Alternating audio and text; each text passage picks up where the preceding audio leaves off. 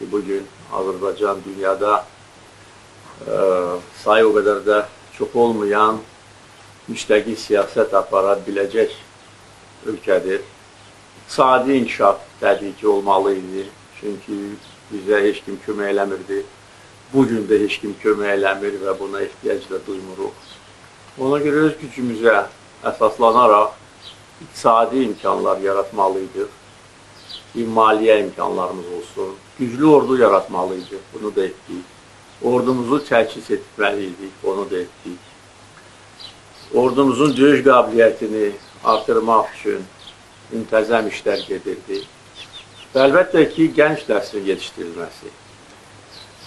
Vətənpərvərlik ruhunda, dövlətə, xalqa bağlı olan gəncləri yetişdirdik və onlar 30 ildən sonra öz tarixi missiyalarını şərəflə yerinə yetirdilər və həm 2-ci Qarabağ müharibəsi dövründə, həm antiterror əməliyyatı dövründə böyük qəhrəmanlıq göstərmişlər. Bilirsiniz ki, indi bir çox xarici ali məktəblərdə bizim uğurlu əməliyyatımız öyrənilir.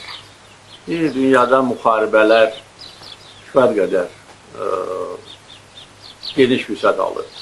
Qanlı toqquşmalar, hər şeyindi internet dövründə, informasiya azadlığı dövründə hər kəs hər şeyi bilir, görür və izləyə bilir.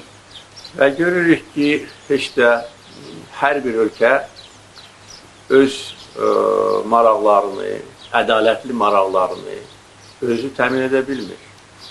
Ya da ki, öz ərazi bütövlüyü uğrunda mübarizə aparır, amma nəticəyə çata bilmir.